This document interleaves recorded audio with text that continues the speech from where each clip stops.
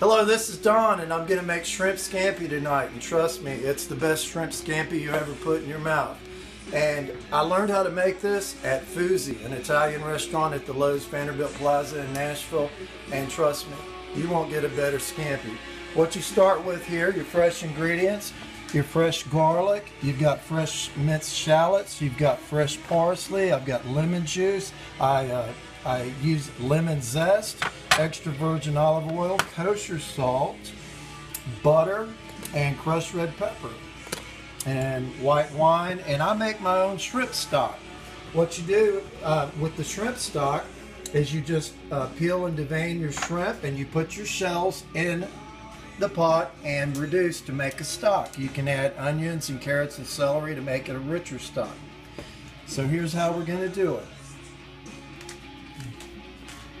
You start with 2 tablespoons of butter. Get your pan high. Go ahead and melt your butter. And a couple of tablespoons of olive oil. And this is a garlic flavored olive oil. I absolutely love it. But you can just use extra virgin. About that time, you want to add your garlic. And I use about 4 or 5 cloves minced. And I use about a 1/4 tablespoon of crushed red pepper. Get that going. Go ahead and put your shallots in. Oh, this is amazing. Listening to Alice in Chains, rocking out here. Go ahead and put your shrimp in. And you just want to cook these until they're pink. They don't take long. Shrimp don't take long. What you want to do is cook your linguine or angel hair, whatever pasta that you're going to use. Cook that in advance and keep that warm to the side. And I'm going to turn my heat up just a little bit. This cooks really fast.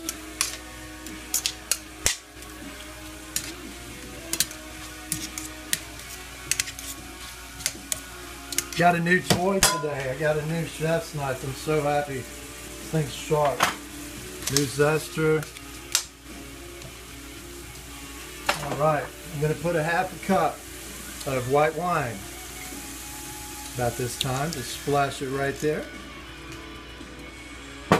Then I'm going to put my stock. Put my shrimp stock in there, and this is a really rich shrimp stock. I crank it up all the way. As you can see, the shrimp are still not cooked all the way, but they're getting there. You don't want to overcook them, that's for sure. I put my fresh parsley in. I use a 1/4 cup of fresh chopped parsley. I use cracked black pepper, like so. This is a medley. It's got pink, white, and black. It's delicious. About that time, when your shrimp look like they're about done, you want to put your pasta. Drop your pasta. And I'll show you how to do that.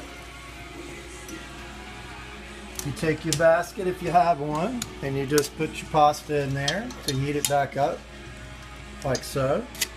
Depends on how many people you're serving. And just drop it there in the water and get it hot again. This whole time your shrimp are getting good and cooked. I like them really tender. I don't like overcooked shrimp. A lot of people overcook them. I put a little bit of salt. As you can see, I don't measure everything, but I do have the recipe here on the video. I put it on there till it's good. You know what I mean?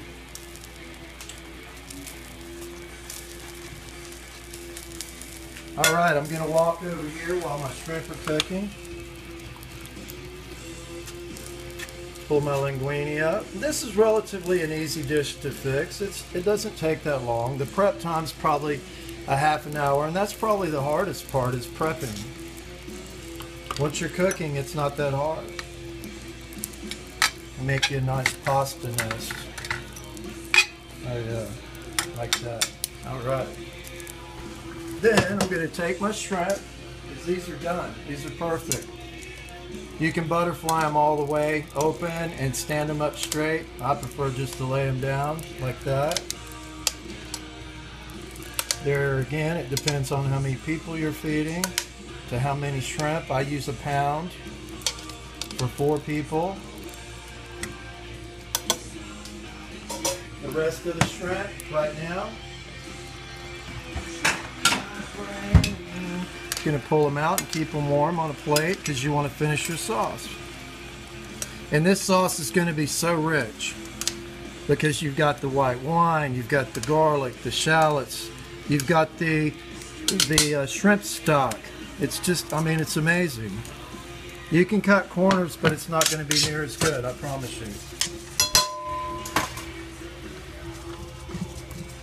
I'm going to put some of my lemon zest in there. As you can see, I shredded the lemon zest. I used the lemon zester right here. This is the zest of 1 lemon. You only need probably a teaspoon or so.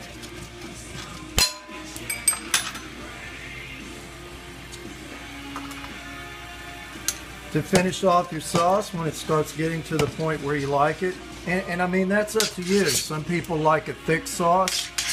Some people like a thin sauce. I mean, if you go to places like, I don't know, the Olive Garden or Red Lobster, trust me, that is not shrimp scampi. That is some crapola out of a bag, you know what I mean? And it's thick and it's gooey and it's not scampi. It's not traditional. You want to go ahead and finish it with some butter. And this is going to make it creamy. You can use a whisk at this point if you would like.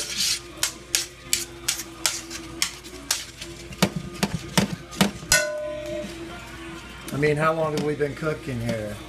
About 5-6 minutes, and it's done. It's basically done. What you're gonna do now is you're gonna taste it.